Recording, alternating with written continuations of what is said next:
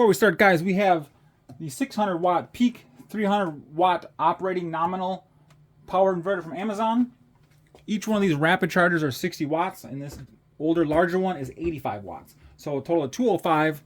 We're going to slowly plug them in one at a time and see if it can handle it or not. It's hooked up to my 100 amp hour AGM. These are all pretty low batteries, guys. It's charging. Okay. All right, starting temp is 72 degrees. And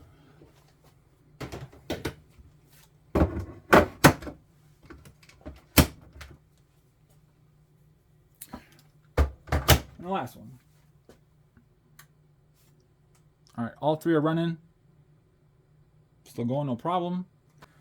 So if it does this for a while, okay, I'm going to hook up the heat gun. I'm going to do on low as 550 watts, which is quite a bit for that little inverter and that battery. So we'll let this run for about 10 minutes and check back the temp. All right, guys, 30 minutes later, the fan finally kicked on for about 30 seconds, and the inverter is 99 degrees. So it's a little warm, not too bad. Yeah, so 30 minutes with a 200 watt load, 98 degrees, is that what I said? 100. That's it. Not bad, guys. We have a green light on the inverter.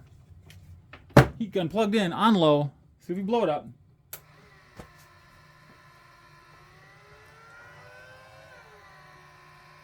It's running barely. You guys hear that? Oh, and it shut off. And it's red, so the power protect actually works. But the fan didn't kick on, which is weird. Like I said, $10. It was like $10.49 with tax. It was like $11.25 or something. Only time will tell if it'll last, guys. Don't forget to stick around. Got lots of good videos coming up. I'm gonna be doing a short series of solar stuff like inverters and panels and stuff like that. Maybe some Harbor Freight stuff. So hit that bell, subscribe. I appreciate you guys. Have a blessed day. See ya.